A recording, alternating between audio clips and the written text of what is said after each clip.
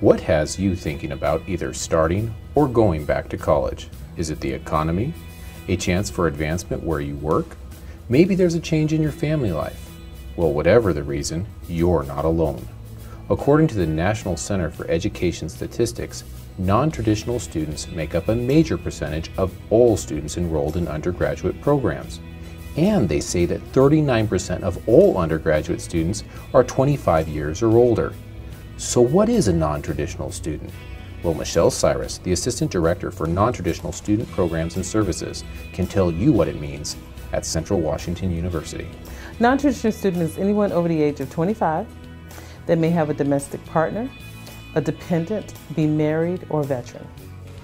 I decided to come to Central Washington University after attending YVCC, Yakima Community College. I was in the military for 7 years actually. I did 3 years reserve. I got out to go to college and go back as a lieutenant, as an officer. But after being in school for a little bit, everything changed and I started taking classes and I wanted to become a teacher. At Central, we know that our success as a university is intertwined with the success of each of our students. We also know that as a non-traditional student, the demands of time can result in a juggling act on your part. And we keep that in mind when we are developing programs and providing support. A good many of our staff and faculty were non-traditional students themselves. I understand. I'm very sympathetic with parents, and I know that they have challenges that a typical traditional student coming right out of high school doesn't face. Juggling everything, being a student and a parent, is really hard, and especially having a part-time job as well. My husband and I are both students, so we typically are just in great contact with our professors, so that way if our kids get sick, then they are very understanding, and my husband and I typically take turns, but I think it's very doable for anybody. If I could give a non-traditional student a piece of advice in coming into college, it's perseverance. We want to make your transition into Central as smooth as possible. With that in mind, Central has developed a variety of programs and services to help support non-traditional students. We have different programs here for non-traditional students here at Central. We do a Out to Lunch series for our non-traditional students and our veteran students as well. And then we also offer different kinds of programming that really works well for students and a lot of access to resources and services with the community college. So a lot of passive type of services. For example, we offer bus passes for students at our Edmonds campus. We're trying to do so at our Pierce campus and as well as our Highland campus. Things like access to the gym so that if they wanted to come and work out before or after their classes, they could do so. To welcome non-traditional students every year, every September, the first Saturday after classes start, the Center for Student Empowerment hosts a Welcome Back Carnival, and we typically have all sorts of carnival games, typically around 10 to 15 carnival games. Operation ELF is a program put on by the Center for Student Empowerment every fall for non-traditional students and their families. They come in and have dinner, traditional holiday dinner. There's arts and crafts and also a time for them to go visit Santa and get a personalized gift if they so choose to. We provide education services to not only non-traditional student families, but faculty and staff on campus and families throughout Kittitas County. We actually have a campus family-friendly initiative. The more kids, the better, the more families, the better, and that is part of our goals along with several other centers on campus, and I think centers in Eastern and Western Washington, to make it a family-focused campus, because not only do we have student families, but we have faculty and staff families as well. There is childcare on campus. Right now, my youngest, who is 15 months, he goes to the Rainbow Center, which is located in Michelson Hall, and it's part of the Early Childhood Learning Center. And he's there every day, and he loves it. And then my older two, when they're not at school full-time, they ride the bus there in the afternoon, and that's where they spend after school. So that way it gives us a little bit more flexibility with work and or studying during the day if we need to.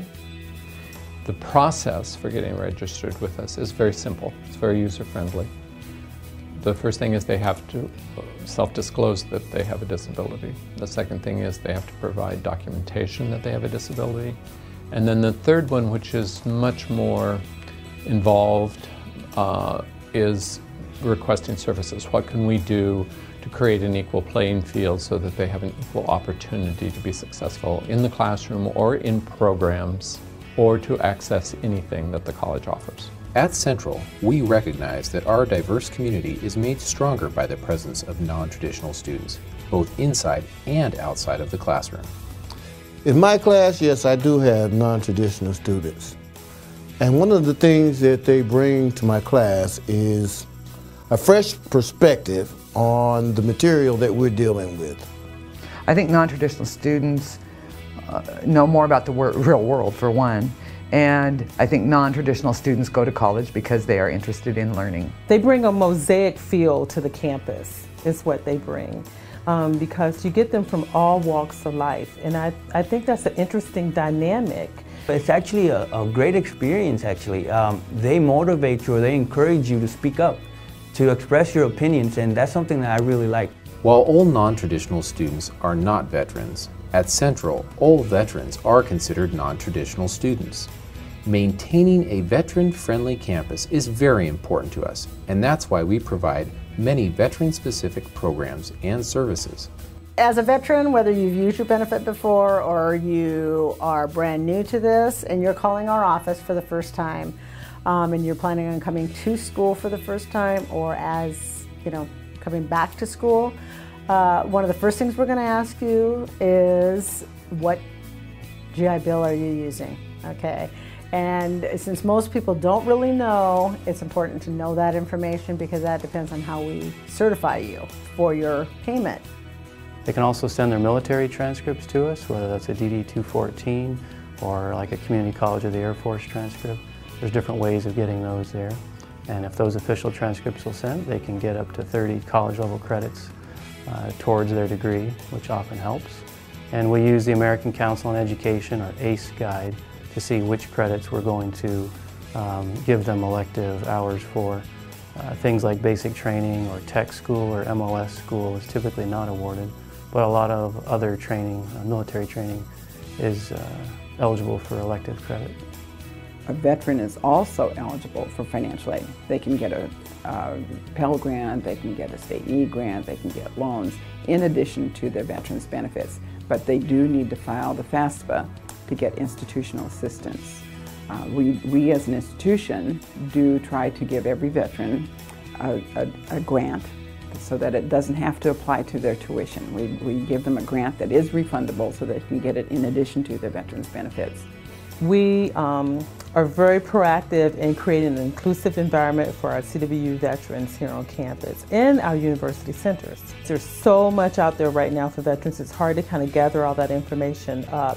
And so the CWU Veterans Committee, we've been very instrumental in trying to do that for the student vet.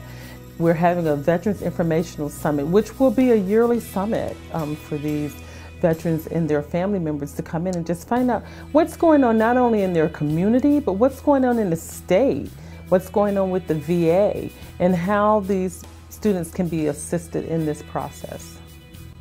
In addition to the support provided by our on-campus Veterans Service Center, our veterans are supported by a strong network of staff and faculty, both veteran and active duty.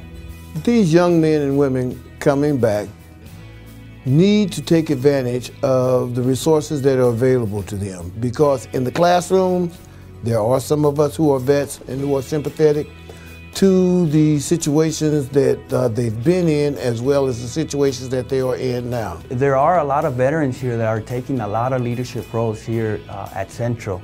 And it's very interesting because there's three of us, three veterans, non-traditional students that ran for a position in the BOD as the student body representatives here at Central.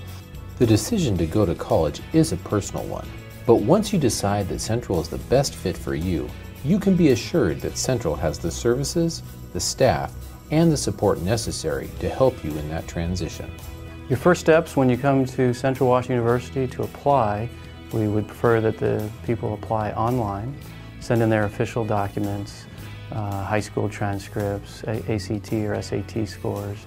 If they're over age 25, they can take a COMPASS test instead of an ACT or SAT. Or if they have over 40 college level credits, they'll just send their college transcripts.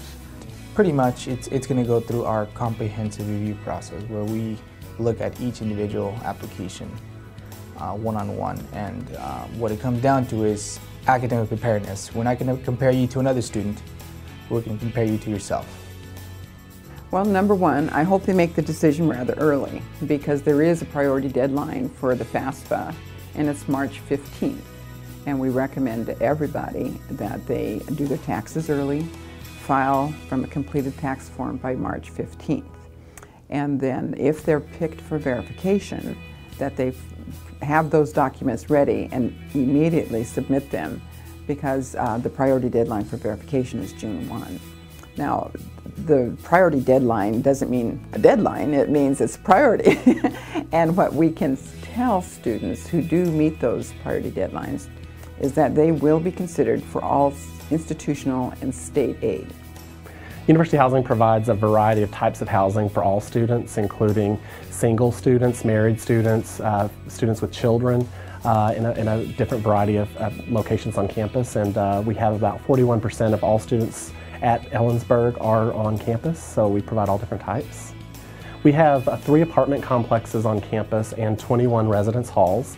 The apartments have a little bit more freedom in that they operate on a month-to-month lease, and we have playgrounds in each one of our apartment complex areas. So again, it provides for a diverse population of students living in those environments. They range from 1-bedroom studio apartments to 3-bedroom apartments. And again, students can pay on a month-to-month basis, or they can choose to utilize their financial aid and complete all the documentation and pay up front. Wow, you've heard a lot of information, and I'd like to thank you for taking the time to listen. When you're on campus or you're thinking about coming to campus, please feel free to look me up. Again, it's Michelle Cyrus, and I work in the Student Recreation Building in room 250 on the 2nd floor. Here they call it the Cirque.